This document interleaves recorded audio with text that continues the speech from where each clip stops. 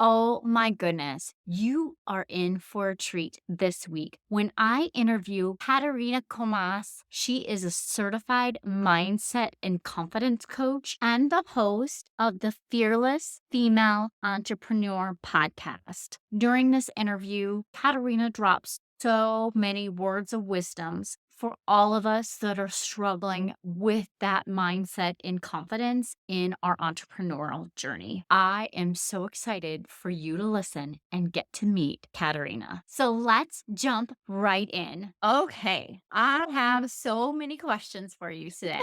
Okay. I'm so excited for this conversation.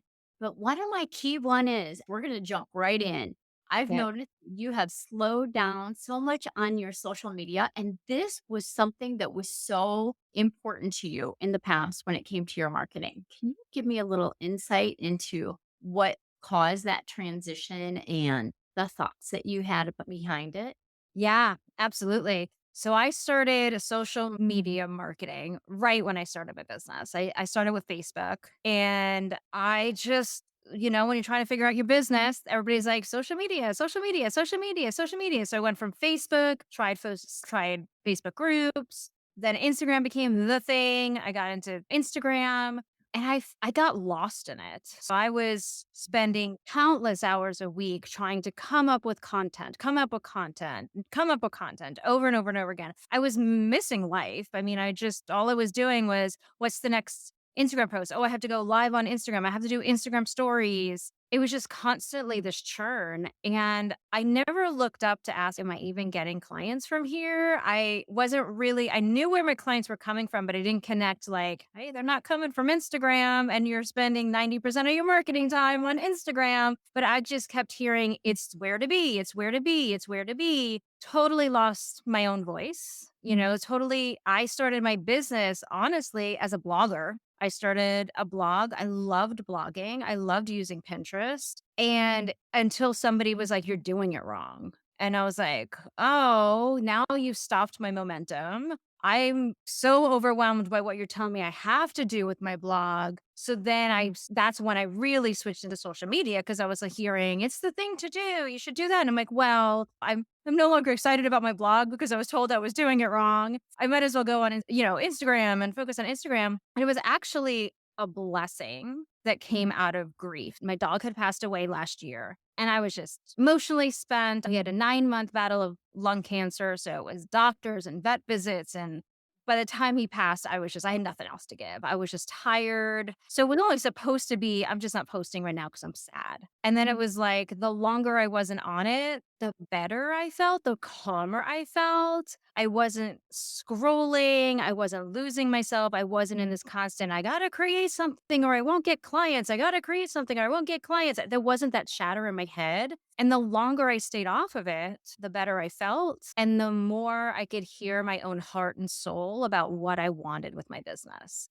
And honestly, think I went on once or twice and did Instagram stories. And I just realized that's not who I am. That's not who I am. And that's not where I'm getting my clients. It's not how my business is growing. And it's not how I want my business to grow. It's amazing how it's those points in your life that you're like, that showed you what you really want to do. I mean, it's heartbreaking for me to hear about your puppy because that would break my heart if something happened. And I know I've gone through it before with our lab, but it's just those items in your life that really just show you like what's not working for you, what's not aligned with you and how you're feeling.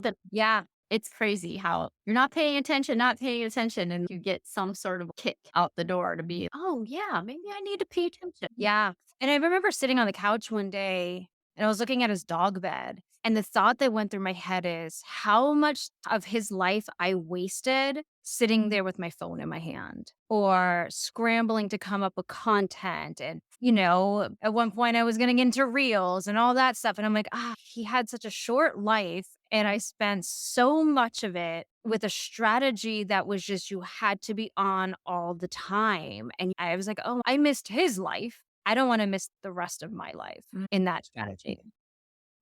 Yeah. And it's like one of those things where you don't even think about it. All the amount of time that you're actually on social media, for Yeah. sure. I understand. I struggle. I try. I mean, If I get out 1 post a week, I'm like, "I did it." Yes, success.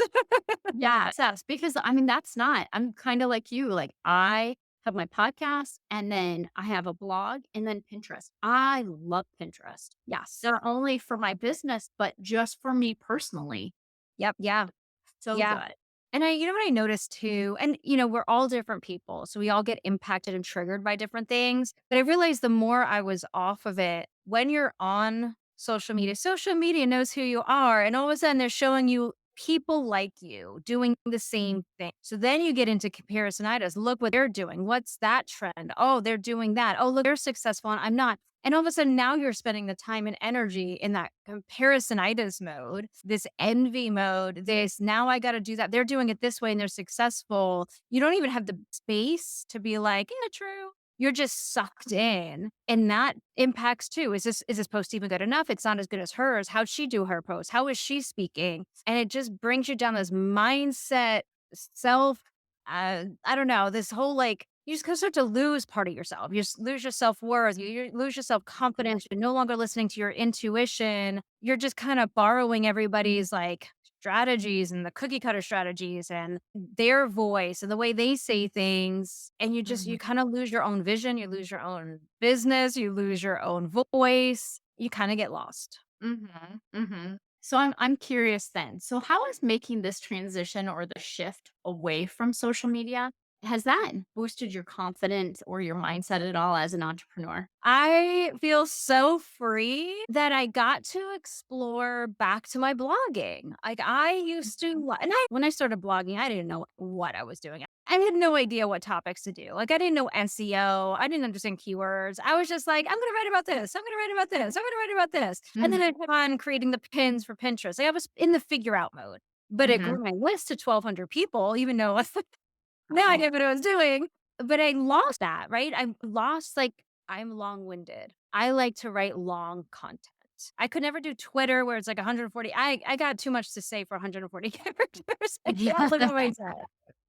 It's so hard to take all your knowledge and your experience and then snip it down to something that somebody's going to read for 6 seconds. Mm, And you put all this heart and soul into it to it might hit one person and then it dies, right? Like it's never shown again because, well, an hour went by and it was based off of how many people saw it the first time, right? I didn't want to play that game. And so it really helped me by detaching completely from social media, be able to ask the question of who am I? What is the one question? I was just writing a blog post about this actually.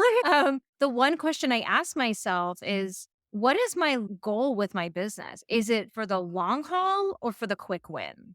And I realized my business, I'm making a game plan for the next 10 years in my business. I'm not in for like, oh, I need the next client really fast because I kept chasing that, but that was never growing my business for the long haul. I wasn't putting content out there that had survivability. It was just something for the moment. When I thought back to my blog, the one blog post is still getting people signing up for the freebie. Like Pinterest is still driving the traffic to that blog post from 2017. And I thought I got to rethink like the strategy.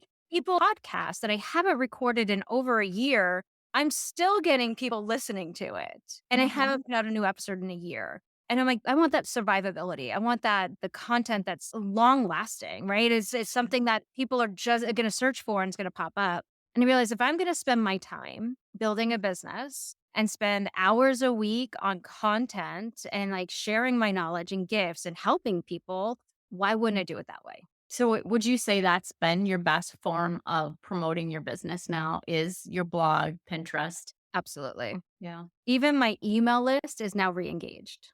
Like Really? before it was I would get a 30% open rate on my email list, but I now actually get replies back from my emails where I never gotten replies back on my emails. Like I was like, okay, I'm now doing something and I don't necessarily know if it's the content, right? Your energy changes behind what you're creating depending on the intention you're putting it out there with, right? If you're really not excited about the way you're marketing your business and you're people feel that. People know that.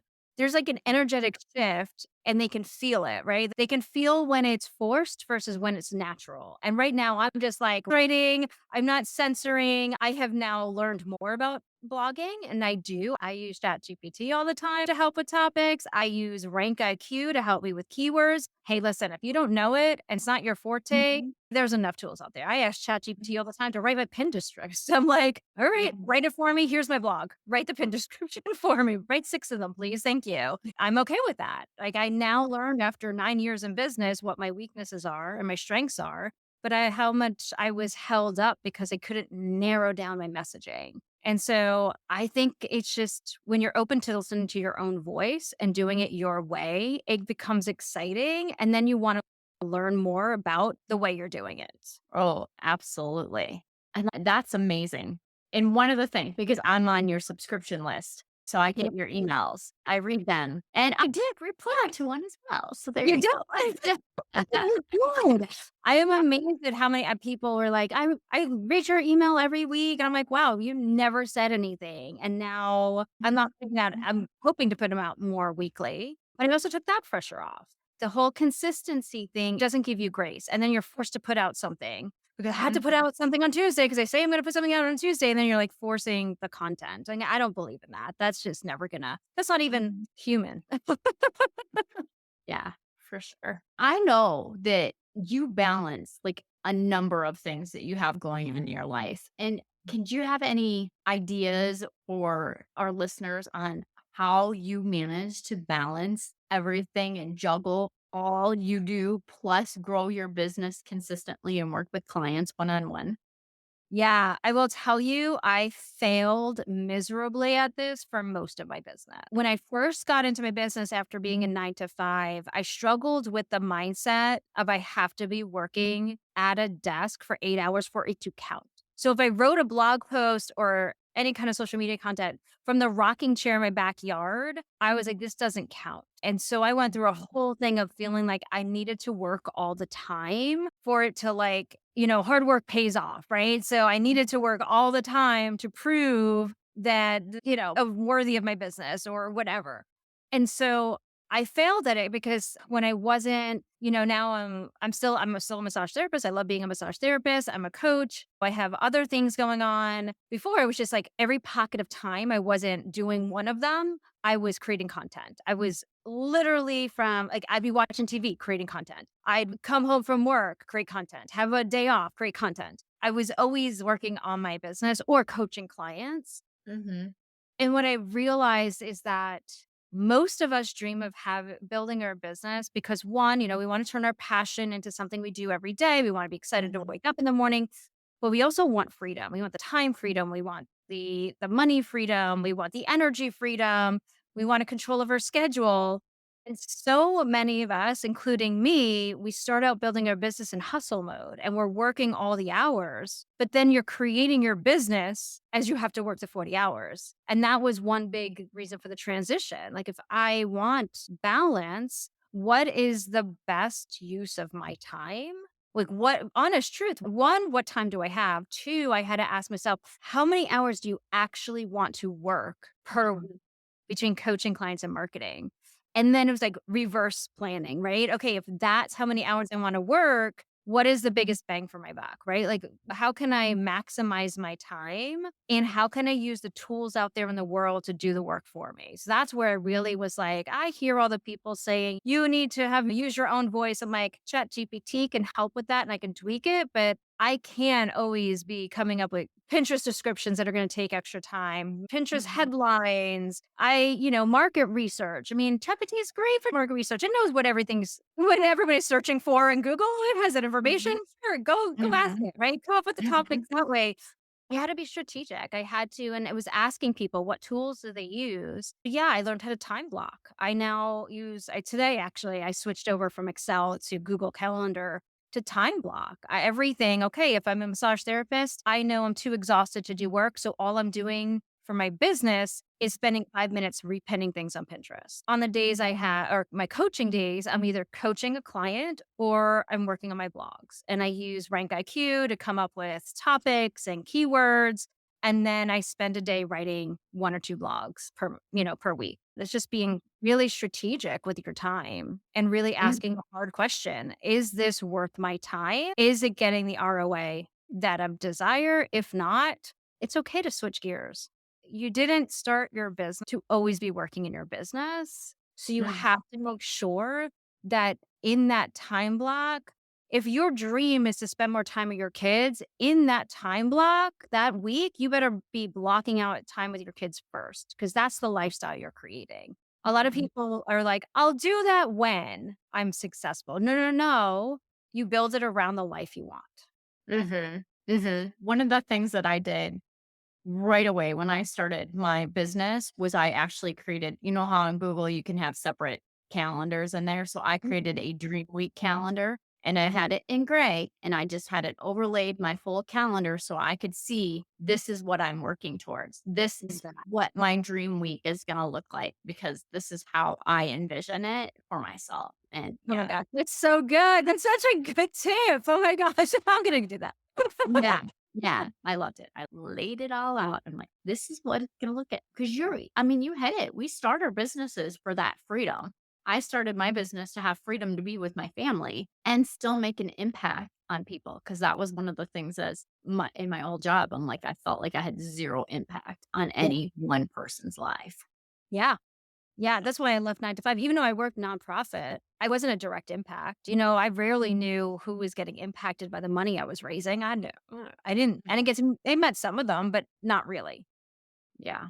It totally makes a difference when you have that connection with it. Yeah. Okay, so I just want to switch gears just a little bit because this is, to me, this is exciting for you because you recently launched your monthly newsletter and it was something that you had as a goal for yourself. I remember you speaking about this before and for your business. So I just want you to tell me a little bit about your newsletter and how you actually made this dream that you had into reality. It was a goal that you set for yourself and you actually accomplished it because not everybody accomplishes the goals that they set for themselves. Yay. Good job. Great deal. Thank you. Well, some dreams don't happen overnight. And some dreams take their own little detours, and then 9 years later, they become what you wanted it to be. As I said, I had started blogging. I originally started my email list from it was one freebie, and it was a Joyful Life Challenge. Mhm. That's how I started it. I don't even remember what the challenge was, to be honest with you. Then it was a mindset and a confidence assessment. We should have kept that one because that one was gold. So I had this email list and I would send emails every once in a while. But back in probably 2017 or 18, I kept dreaming of having an online magazine where I would interview successful business owners. I would give tips. I pictured the layout of it. And I would, send it to my subscribers like a normal magazine. And then I joined a mastermind and everybody was doing podcasts. So that's when I turned my online magazine into a podcast, which is great. I also had a dream when I was younger that I wanted to be a radio host. So podcasting was kind of like oh, look at me. I could be a radio host. Not that I ever thought I could be a radio host because I was like, I'm not a celebrity. Who's going to listen to me? I did it anyway. But there was always something in the back of my head because, again, I love to write.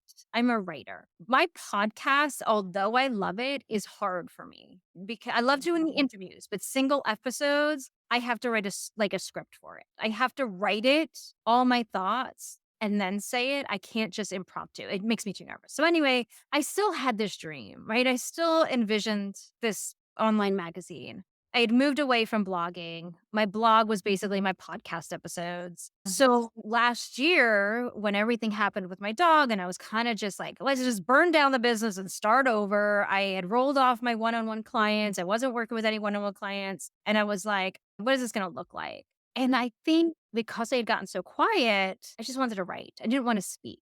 And as I was thinking about this blog, I'm like, well, it can kind of be an online magazine where I curate the articles every month. And I was like, okay, and I already have an email list. So every month I can send this magazine out. I have a nice little image that looks like a magazine cover from Canva, and I just link the articles for the month. And it's like that first one I sent out in July was, I mean, instantly I got responses back. Like, and I was like, okay, I'm onto something. And will it ever be in a magazine? No, but that's how I think of my blog now. It's a magazine. So in January, when I relaunch my podcast, I'm going to ask the guests to be on the podcast, but also answer questions for the articles so that Anybody can read the interview, like in regular magazine interview, or they can listen.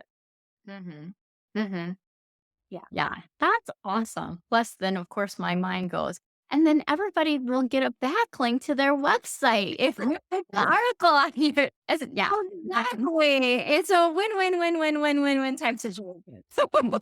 But it's fun, and I've never seen it done. It was interesting. I was on Pinterest, pinning my articles, and I'm like, I should just pin the because they create magazine covers for every month, curated articles, and I'm like, I should just pin the magazine. I never see magazine covers on Pinterest, but I'm like, that's basically what I'm creating. So they can go to one spot and like click on those links for the month, right? Like you're reading an article and there's different topics for the month under like mindset, leadership, money. I do an editorial. So it's my own opinion, my own point of view type article. Some are just articles about journaling and journal prompts, things like that. I just did one that was just my favorite quotes from some of the most iconic female leaders. Yeah, it's fun.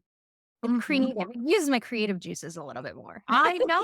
I love it. And you're right. Like when you look at pins out there, that's unique to you because there's not ones that look like magazine covers. So that's No. very cool.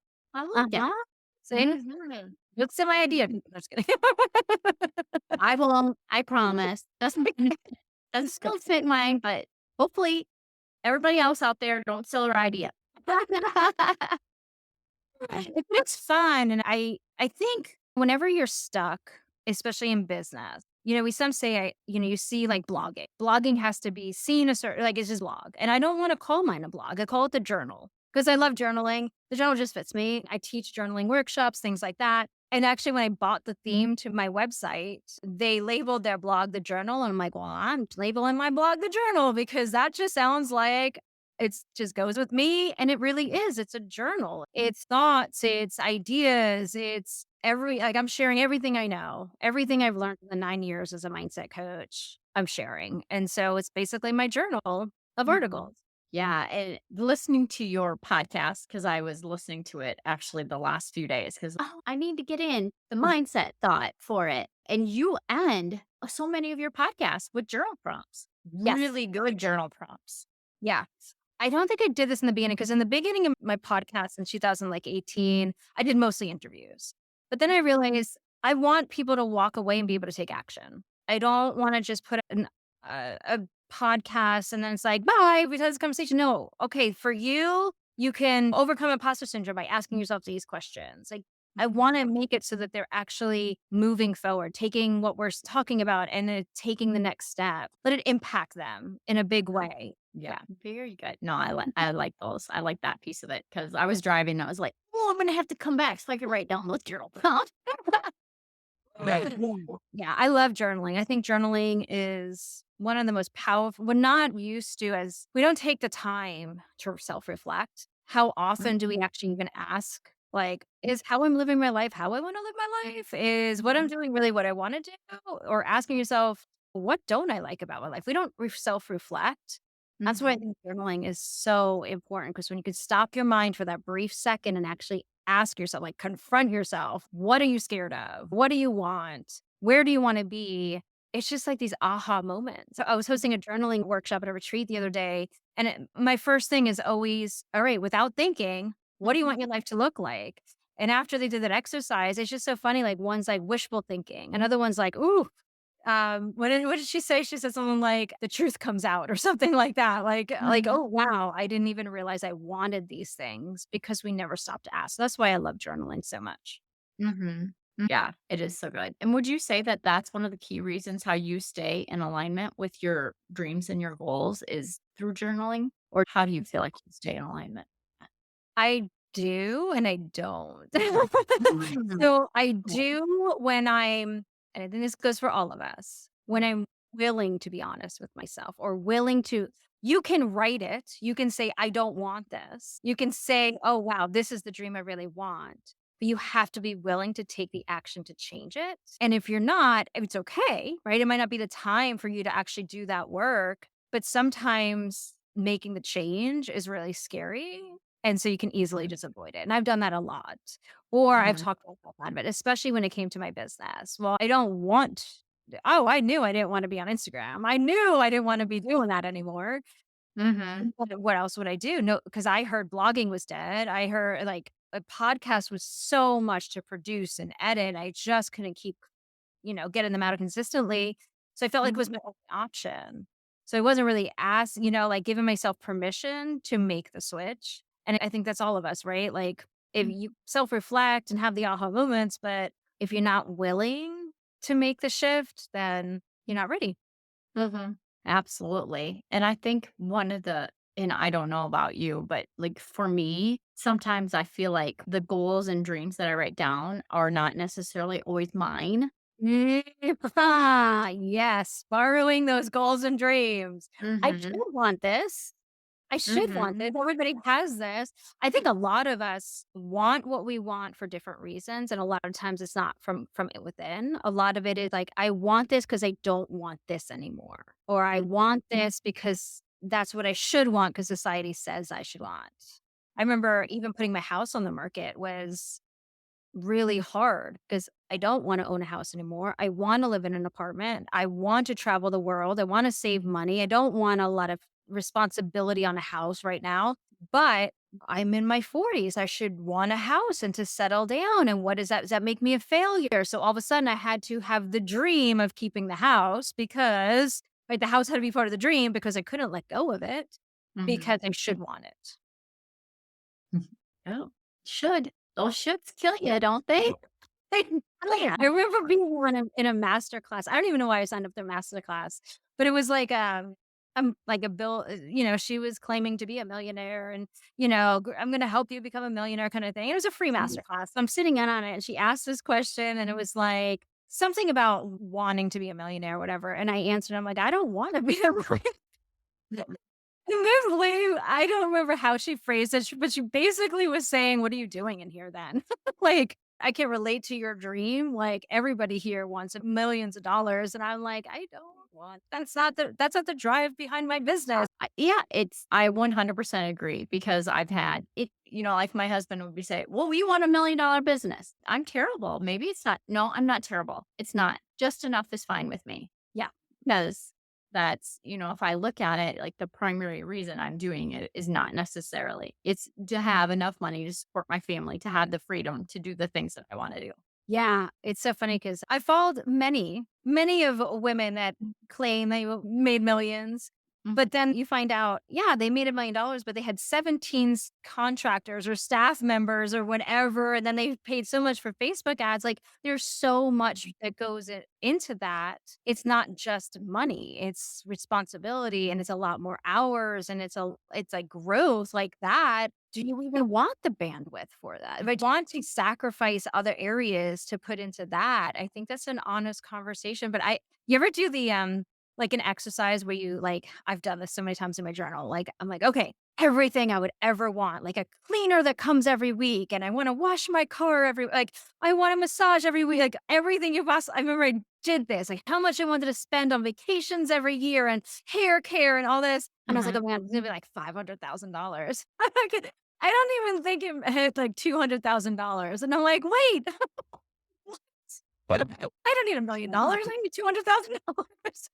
It's like, and that was like, I was really going for it, right? Like, this was Uh-huh. like, I'm going to buy $1,000 worth of clothes every season kind of situation. And I'm like, Mhm. okay, that's a fun exercise to do because it really shows you what you truly want. Right? A lot of Mhm. mine was money for coffee at coffee shops and vacations. And, it wasn't like going to the movies. It wasn't buying a private jet. It taught me a lot about who I am and what's important to me. I have not done that exercise, but I will probably be doing that here shortly. Thank you. It's so fun because I'm like, and I'm going to buy flowers every week. Mhm. I'm going to have all the TV stations. But yeah. Very fun. How many times can I ask? I'm curious because I'm curious. How is this shift then? What have you seen happen differently in your business when you've gone and created your journal and followed that dream and pulled away from social media and just focused on letting your blog be your main content or your original organic content? What are you seeing as the changes and the shifts in your business from doing that? For me personally, When you create a vision, you have a vision for your life and your business, your what you want it to look like is already built in. And this is where I think we get unaligned to our vision. I knew the things I wanted, right? I knew I wanted to work from coffee shops. I knew I wanted to write. That was always in my vision. I have a dream of writing 7 books, right? So that was always been, it's been there. And so now, because I took out all the things I was forcing myself to do, everything I do feels more easeful. Like I had this, always had this vision that people would find me organically.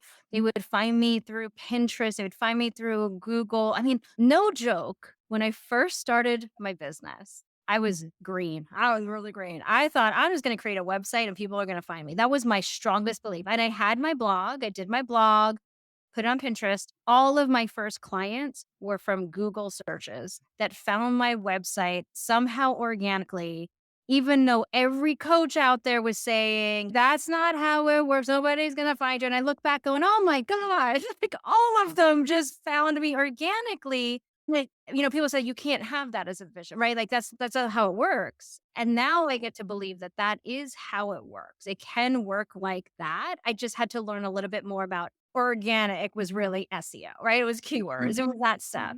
Mhm. But for me, it's now become easeful because that was my vision all along and it's so aligned, which is so easeful. I just had somebody do a free call, right? They're on my email list. I now I'm sending out this newsletter and it was so easy. I made it easy for people to just find me.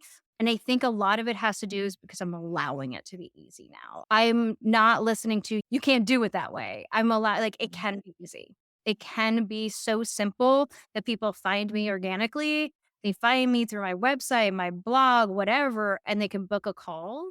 And I think a lot of it is my belief system change. And I think it just changed back to that naive girl I was to start with that decided to just believe that's how it's going to happen. And I think Mhm. that because it aligns with your belief system, it can feel that good. Mhm. Mhm. And then I'm gonna guess because it feels that good, the consistency in creating that content is very easeful for you as well, right? Yeah. So useful. I just sat at the coffee shop just outlining the next 2 months worth of blogs, and I get to have my chai latte while I do it. I look forward to those marketing days that I have in my time block where I go to a coffee shop and I spend 2 hours, and I only spend 2 hours in the coffee shop most of the time because then I have to use the restroom. But just gonna drink my whole chai latte and, time to go. I know that that's gonna be the fun time. I sit down and I love creating the pins, and the pins get to be easy and it gets to be fun. And I know part of my strategy is like, okay, I'm watching TV in the morning while I'm eating, but I'm also pinning new pins or repinning stuff. Yeah, it's fun. And I get to be consistent now because I'm not creating resistance to anything in my business. That's amazing. Yeah. I love that because it can be so hard to be an entrepreneur and do the things that you have to do as an entrepreneur because when you start off, you wear all the hats and you might not necessarily love every single one of the hats, but when you can find one of those things that you're just like, oh, I just love this. This is like my favorite piece. And that's my creating content. Where Yeah. in the beginning of my business, I was not like you. I hated it. I literally would cry every time I had to write a post. And now it's like, it's the thing that I look forward to. Yeah.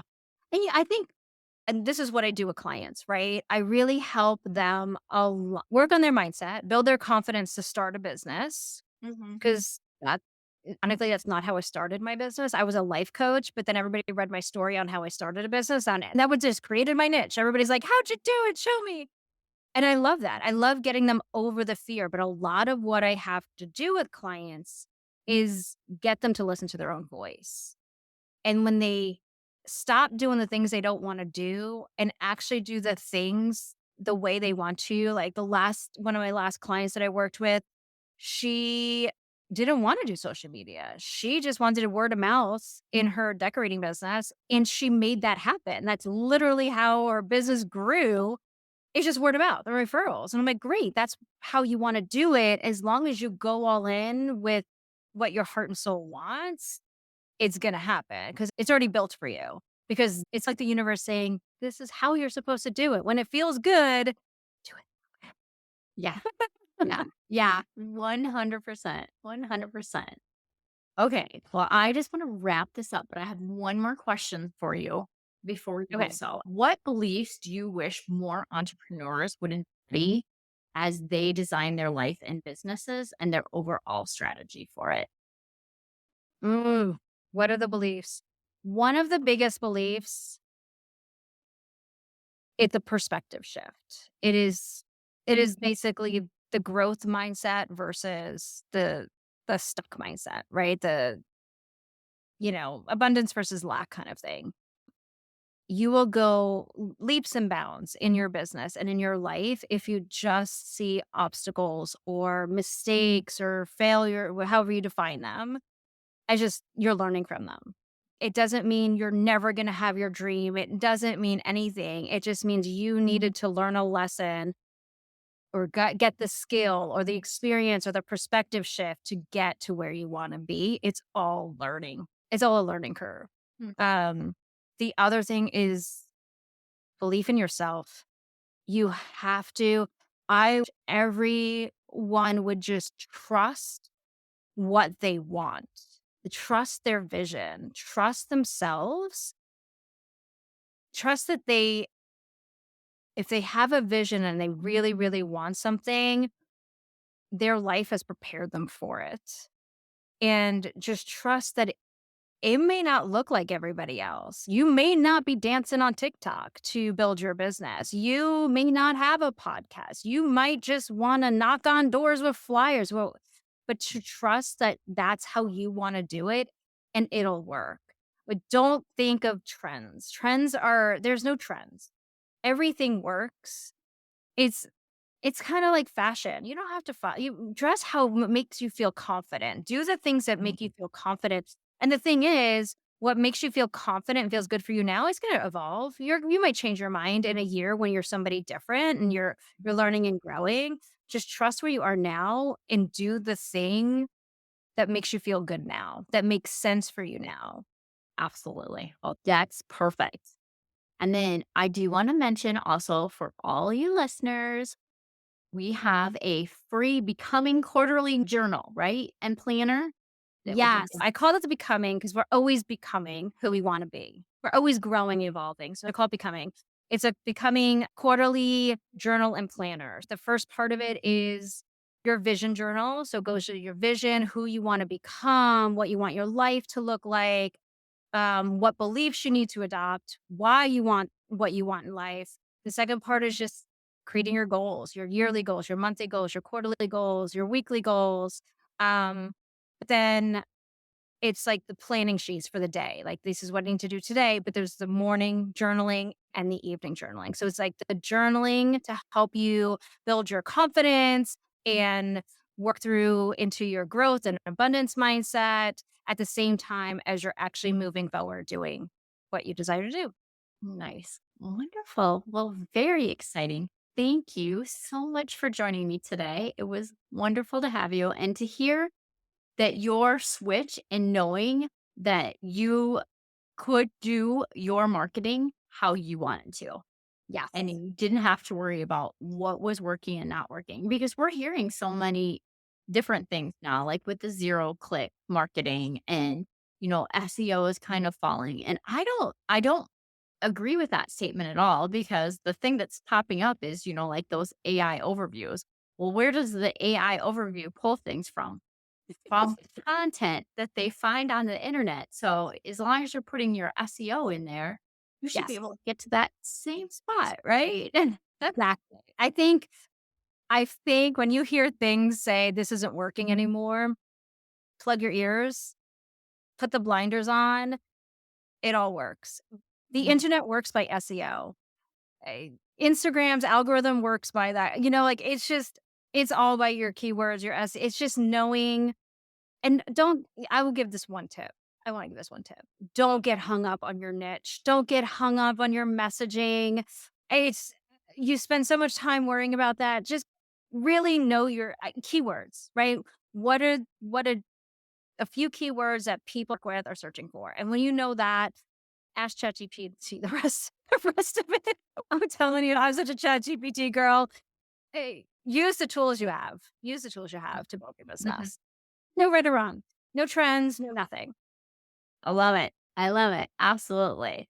Well, again, thank you so much for joining me. I appreciate it and I appreciate you. And I really hope you have a Yeah. wonderful night. Thank you for having me on. I appreciate it. Yeah, you're welcome.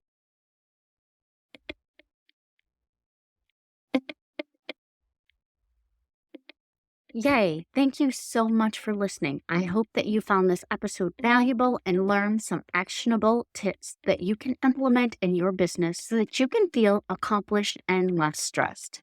If you enjoyed this show, please take a quick minute to share this with your business bestie, subscribe, and leave a review. It helps me reach more business owners just like you. And if you have any questions or topics you'd like me to cover in future episodes, please reach out to me on my website. I've created a form just for you. Remember, with the right system and mindset, you can achieve the success your heart desires. Thank you for tuning in. I look forward to chatting with you next time. I appreciate you and I hope you have a wonderful week. And don't forget, let's grow, friends.